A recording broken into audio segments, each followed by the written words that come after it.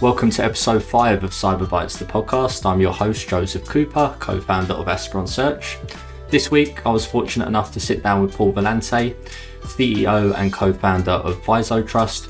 We talk about third-party cyber risk management and why it's so important to be controlled, his inspiration and shift from CISO to CEO, and we finish off with why it's so important to attract the right investors, and most importantly, his advice to anyone looking to start their own company. How are you, mate?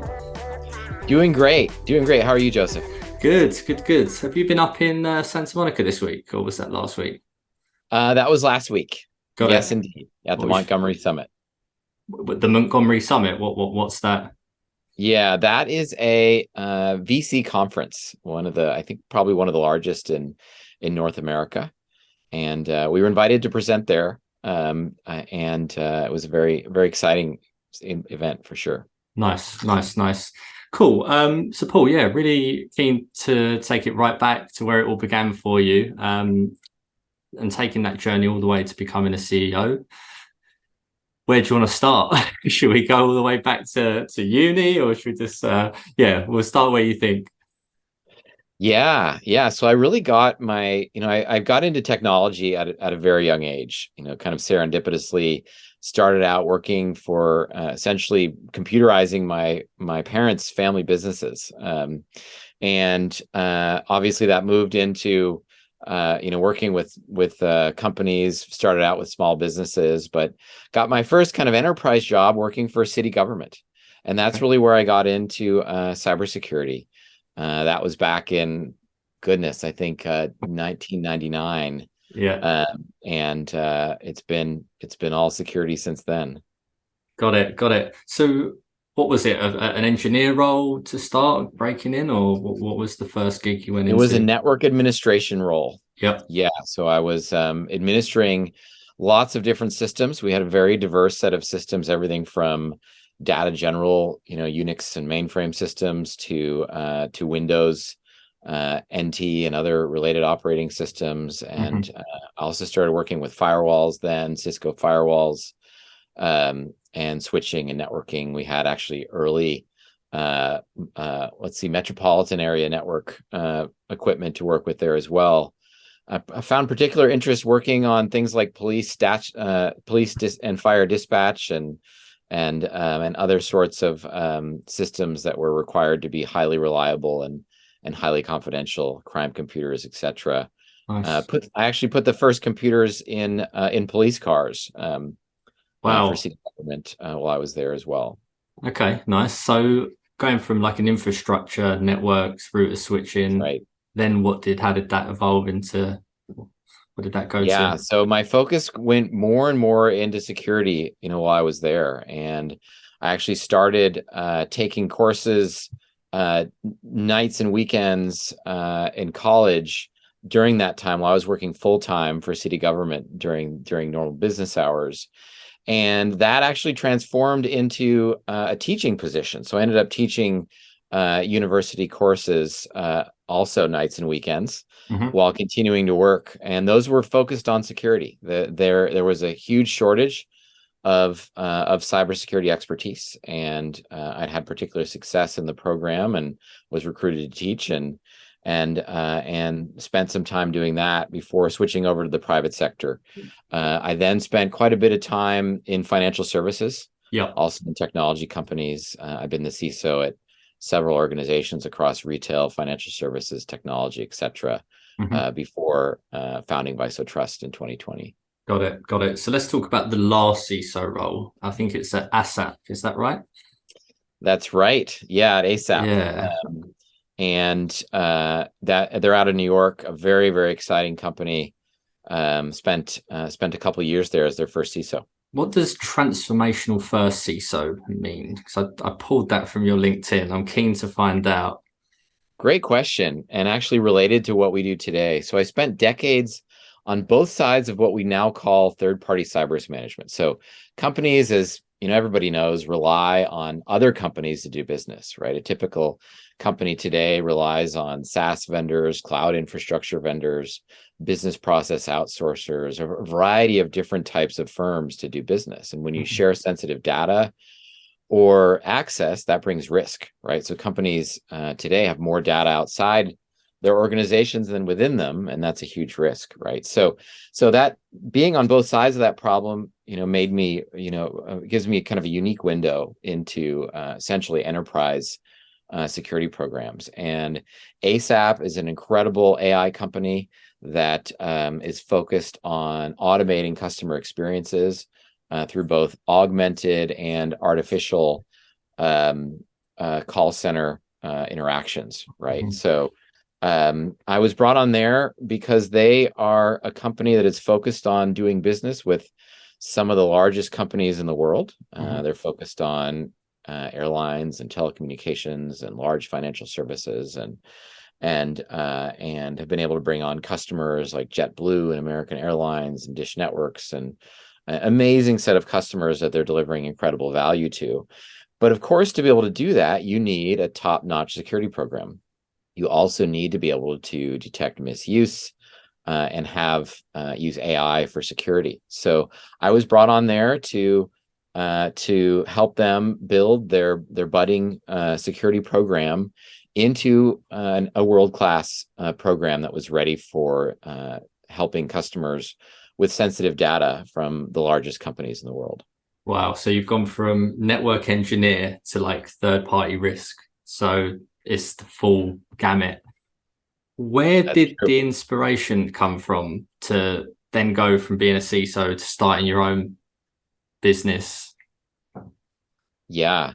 So I've always been interested in not only controlling risk, but really helping whatever organization I'm at successfully fulfill their mission and succeed at their business initiatives. And so I think it's, as a CISO, I found that part of my unique value prop was bringing that view of not only risk but opportunity to the organization, and how we can we leverage our knowledge on managing risk to optimize the opportunity. And as a CISO dealing with third-party risk, setting up teams that are responsible for vetting thousands of third parties, I found it particularly difficult, as did my co-founder. Time and again, at companies, we'd set up processes that were lightweight, questionnaire-based processes to assess third parties Mhm. that would turn out to be labor-intensive and slow. We ended up getting poor quality data. We ended up having huge gaps in our visibility. And we caused endless busy work for our teams, and internally we caused stakeholder delays, right? So it was a major problem, and very, very painful, and one that had far-reaching implications for the business. And my co-founder and I really tried every product, on the market, whether it was GRC tools, security ratings, or risk exchanges. It was all too much work to run, poor quality data, and low vendor adoption, so huge gaps in visibility. And that experience is really what led us to build VISO Trust. We identified that it could be a huge business advantage to Yep. be able to not only control risk but accelerate business, to transform this process at scale. And that's really what we've focused on doing, given our experience with AI, and in particular working with that amazing team at ASAP. Was very helpful for us in learning more and more about AI and what we could do Nice. in this space. Nice. I read on your website that third-party risk management is one of the biggest cyber problems. Would you say, or how is that? Why is it not ransomware, or what makes you Yeah, conclude that? Talk to me. yeah, because it's an attack surface issue, right? If your attack surface for where your data resides is primarily with third parties, then all those kind of type of risk vectors like you described. I know I'm getting into kind of the weeds of security language here, but It's good. something like ransomware, social engineering that leads to something like ransomware, these are attack vectors, and they all apply to, most of them apply to most organizations, right?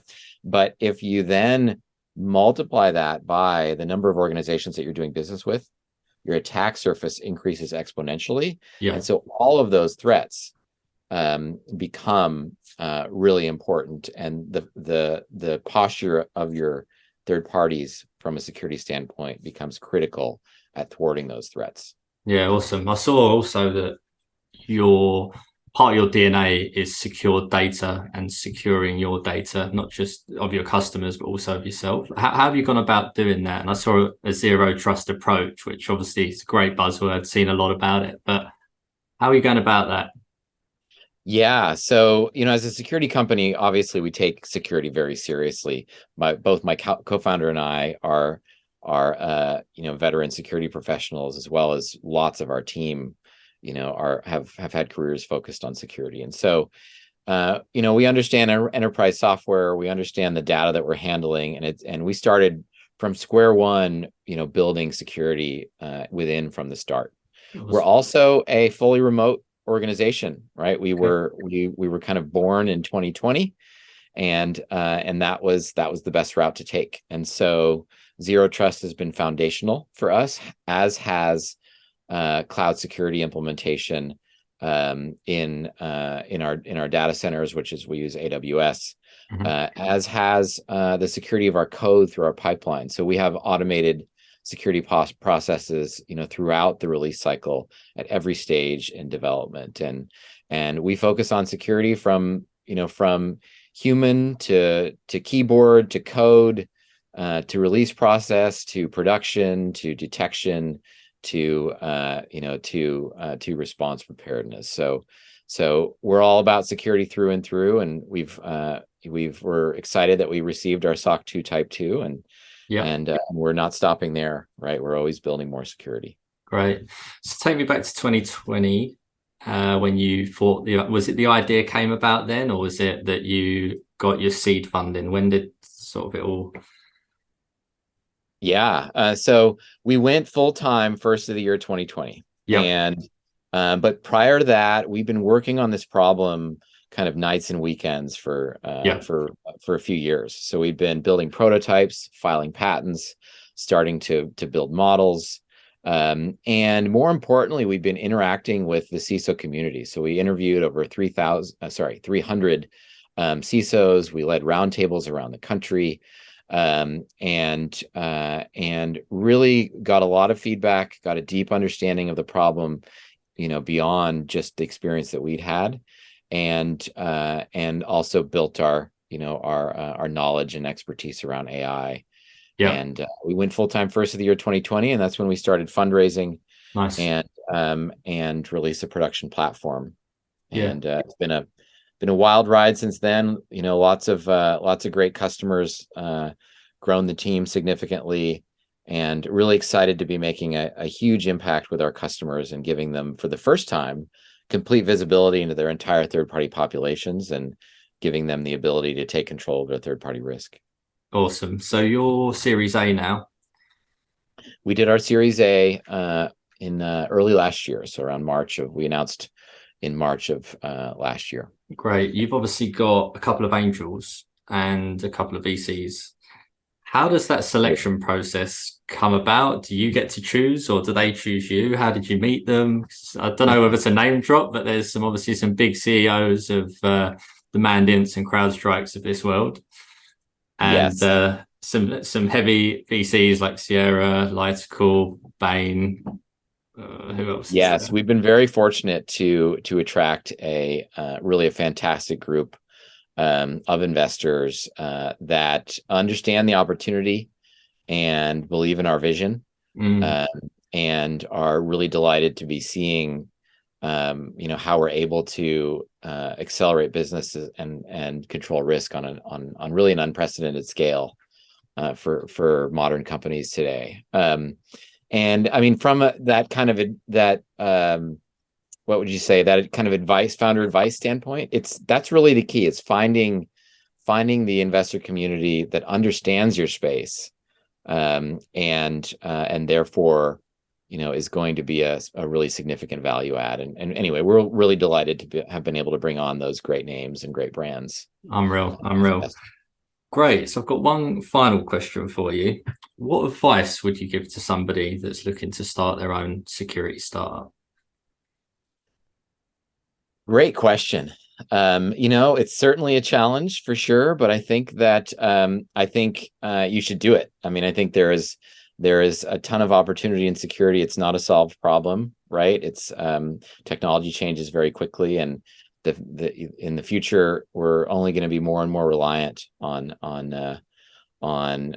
technology and therefore cybersecurity. So that's the first thing, do it.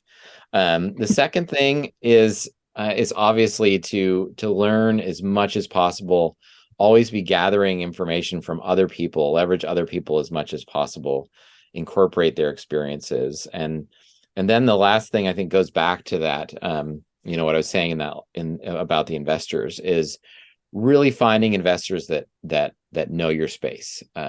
Security, obviously, enterprise technology is very large. A lot of investors are focused on enterprise technology or enterprise SaaS, right? Within that, cybersecurity is a subset, and then within cybersecurity, there's lots and lots of different components, and you're going to need to get down to that component level really with your investor community, folks that really understand the specific problem that you're solving, and that can be hard. That can be hard to do, and for us, it took, we were lucky in some ways to be virtual in 2020 for our fundraising, but we did a ton of pitches and we met a ton of people before we found those amazing cast that you mentioned, that we're working with today. Awesome. Are you going to be at RSA or?